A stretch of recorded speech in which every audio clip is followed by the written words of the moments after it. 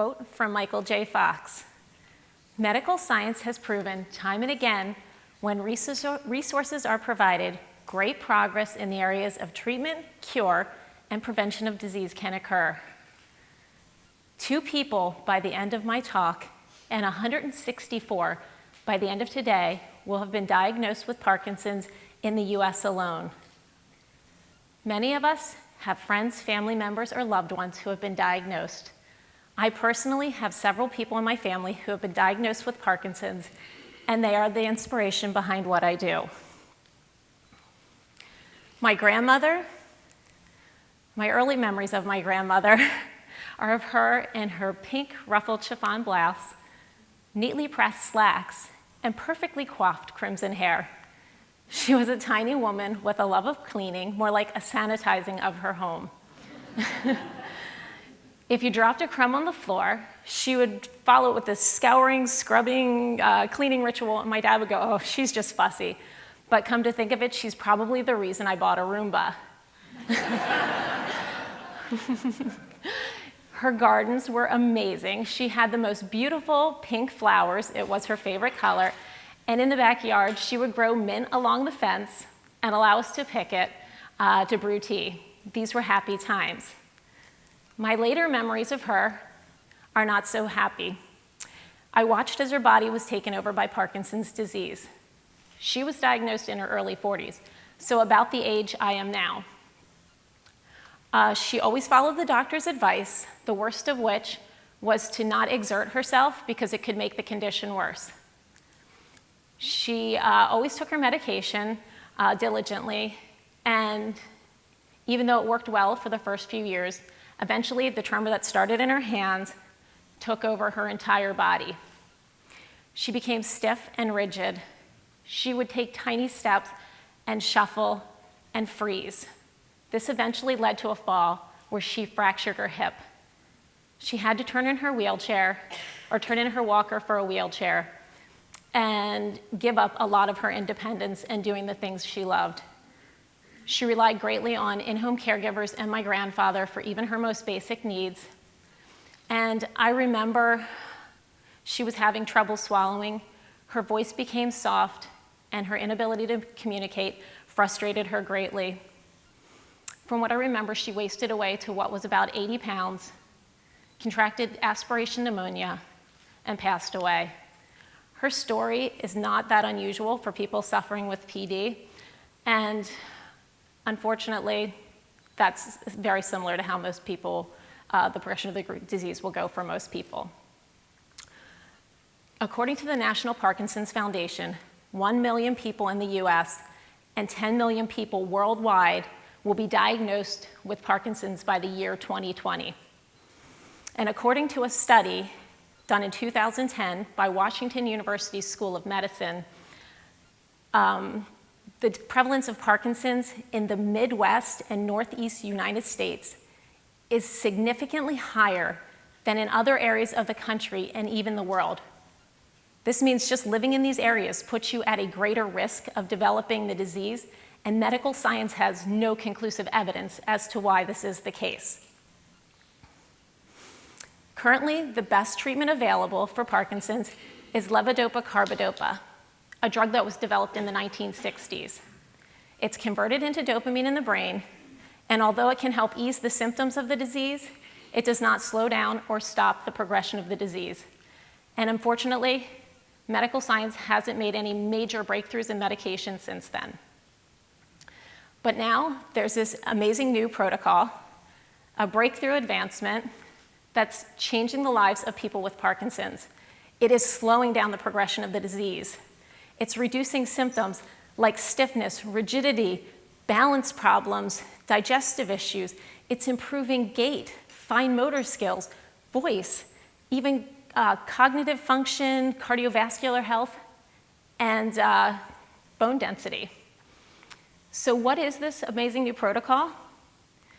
Well, it's not marijuana, nor is it a prescription drug. It's exercise. Exercise works. Not only is exercise neuroprotective, which means it protects the brain from future damage, it also creates neuroplasticity, which is sort of like a rewiring of the brain. If you have an old connection that's damaged, we can help you rebuild a new one using exercise. Although the science behind this concept is fairly new, research is showing that it works for people with Parkinson's, and it's also showing promising studies in the areas of other neurological conditions, including Alzheimer's. So high repetition movements done with balance exercise work best. And the perfect sport for this is boxing.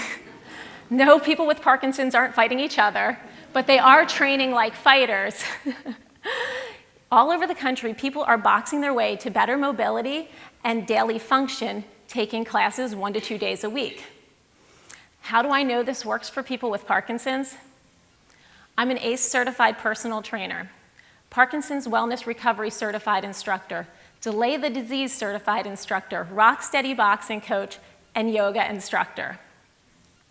But we're taking this program and we're making it so much bigger. So what we've been doing over the past 3 years is working with people with Parkinson's to create customized workouts. So I have a business called NeuroSci Fit, and we have 2 Rocksteady boxing locations. We use the boxing not only as a sort of therapy for Parkinson's, but we also do things like high-intensity interval training. We use yoga, Tai Chi, balance training, agility training, strength training, and so much more to create the best results for our clients. We are having particularly rapid results and great success with the programs we're using. And I'll just give some examples. I have a client, Steve, who when he came to me said he hadn't felt normal in years. Now he says after taking just a few classes, he gets 3 hours of normal a day. And to him, that's priceless. I don't think Steve's ever missed a class. And then there's our client, Bill. When Bill came to us, he was struggling to walk just to the end of his driveway. After just a few months of training targeted on his gait, Bill was able to walk 5 miles on a sandy beach in the Cayman Islands. And then there's Jim. Jim couldn't even get off the floor when he came to us. Jim recently hiked 12 miles on the Appalachian Trail after 3 months of exercise targeting the areas that he wanted to work on. I know this sounds extreme, but these are the results we're seeing every day. And I know it sounds like a lot to cram into one workout, and how in the world would you ever create a program for somebody's own unique symptoms of the 200 plus possible symptoms of Parkinson's? The answer is, it's challenging, but it's so worth it. The results are amazing. When we see an individual client, first thing we ask them is, what bothers you the most about having PD? Where are you struggling?